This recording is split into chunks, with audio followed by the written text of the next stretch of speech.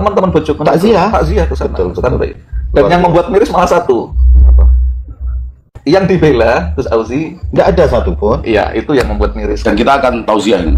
Nah, insya Allah ini nanti akan takziah dari diwakili teman-teman dari PWI Tulungagung. Apa sih susahnya ya kan? Di Bojonegoro itu kan banyak Habib. Kenapa nggak datang ke sana gitu sebagai penghormatan kepada muhibbinnya? Assalamualaikum warahmatullahi wabarakatuh. Meninggalnya Gus Auzi ini masih menjadi perbincangan di sosial media karena memang meninggalnya Gus Auzi ini ya setelah melakukan mubahalah ya, sehingga orang mengait-ngaitkan meninggalnya Gus Auzi terhadap mubahalahnya. Kita semua udah tahu ya ikrar sumpah mubahalah yang dibacakan oleh Gus Auzi, yaitu menisbatkan nasab Ba'alawi kepada Rasulullah Shallallahu Alaihi Wasallam dan melaknat Kiai Imaduddin.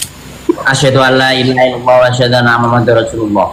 Saya Auzi Muaimin bersaksi bahwasanya nasab Ba'alawi tersambung nasabnya kepada Rasulullah Shallallahu Alaihi Wasallam.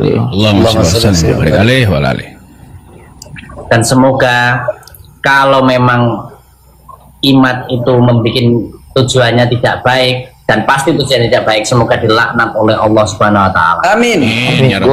Amin. Ini artinya Gus Auzi benar-benar seorang muhibbin. Saking dalamnya ya rasa cinta Gus Auzi kepada orang-orang Ba'alawi sampai rela bermubahalah seperti itu hingga akhirnya ya seperti yang kita lihat sekarang ini. Padahal teman-teman kalau kita lihat justru orang-orang Ba'alawinya sendiri nggak ada yang melakukan mubahalah nasab. Tetapi ya Gus Auzi dengan beraninya melakukan mubahalah tersebut.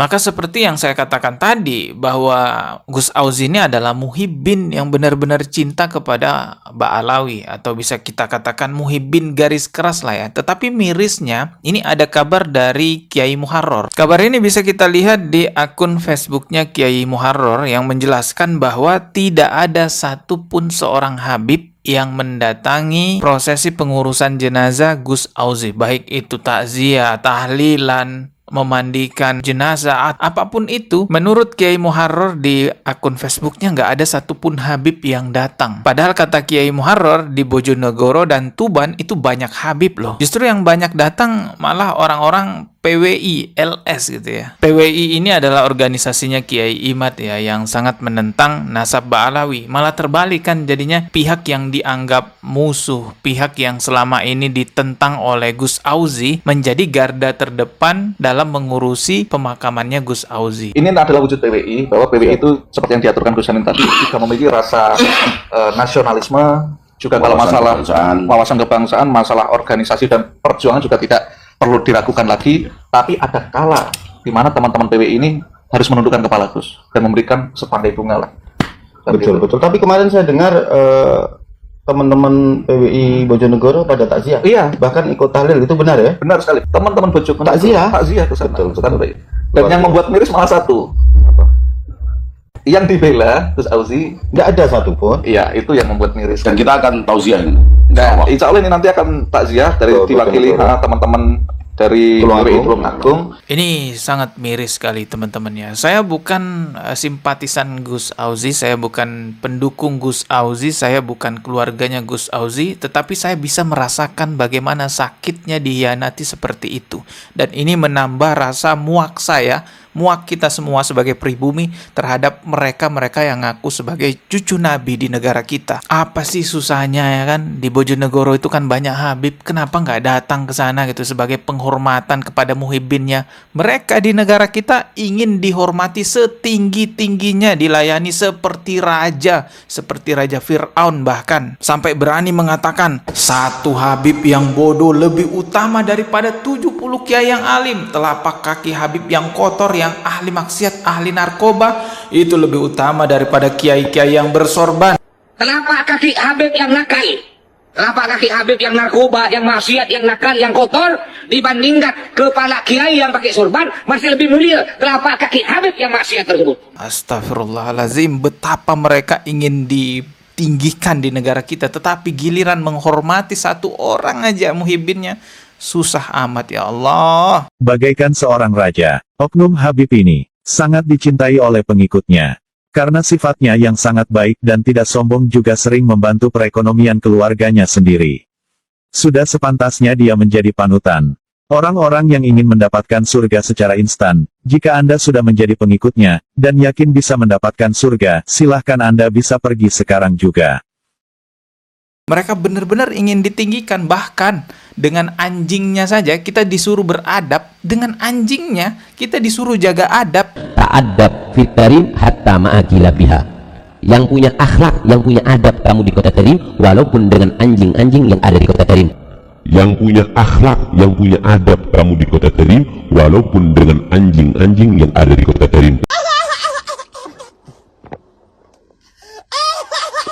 Dia bela mati-matian, dia rela mengorbankan jiwa, keluarga, dan bahkan rela bermubahalah, bermain-main mubahalah dengan Al-Quran. Akan tetapi tidak ada satupun Habib yang ikut serta dalam proses pemakaman serta tahlil jenazahnya Gus Auzi. Ini sebenarnya adalah bisa dibuat untuk edukasi, dibuat untuk renungan bagi para muhibin-muhibin yang lain, bahwa sekuat apapun pembelaan Anda terhadap nasabnya Banda Ali, maka ujung-ujungnya mereka tidak ada membela Anda. Sekegah apapun Anda, seberani apapun Anda mengorbankan segala hal Anda untuk membela nasab Banda Ali, ujung-ujungnya tidak ada dari mereka satupun yang membela Anda.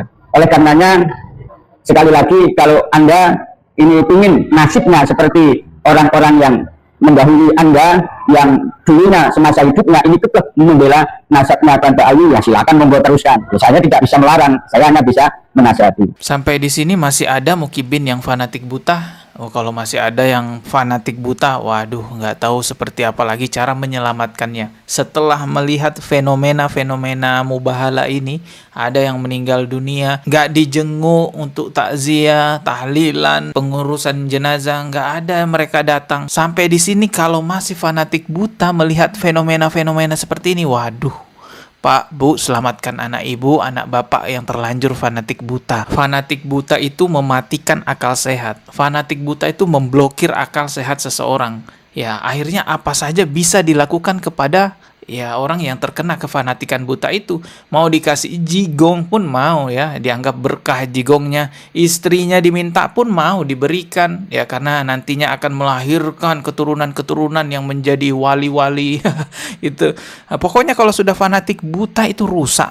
Realistis, ya. Kalian boleh mencintainya, mengaguminya, tapi jangan fanatik buta sampai jadi budak. Terlepas dia cucu Nabi atau bukan, kalau dia baik kita ambil kebaikannya. Kalau dia memang alim, berilmu, agama Islam, kita boleh menjadikannya guru. Tapi ingat, jangan mau didoktrin dengan kurofat-kurofat hingga berujung jadi budak karena kefanatikan buta. Sedih melihat pribumi-pribumi ini dibodoh-bodohi dengan cerita kurofat. Cerita Bang Maman, penjual kacang itu, ya, dikasih surat biar bisa masuk surga, rantai emas turun dari langit. Ya Allah. Orang-orang yang SDM-nya lebih tinggi ya bisa mengcounter itu, tapi mereka yang pribumi-pribumi yang SDM-nya rendah, yang memang tidak terjamah oleh pendidikan, itu jadi target-target kurofat. Ini yang perlu kita sadarkan. Dan yang lebih ampuhnya lagi, kenapa ucapan mereka itu selalu dianggap benar? Karena ngaku sebagai cucu Nabi. Sampai kita yang menyadarkan mereka pun dimusuhi. Ada yang ngancem mau beginilah, ada yang minta Sherlock lah, banyak banget yang DM minta Sherlock. Kayak penting amat gitu minta Sherlock. Ngapain juga minta Sherlock tapi akunnya akun palsu, akun bodong. Ya lucu ya mukibin nih. Oke lah, kita ketemu lagi di video berikutnya. Subscribe dan juga loncengnya ditekan sebagai notifikasi. Wassalamualaikum warahmatullahi wabarakatuh.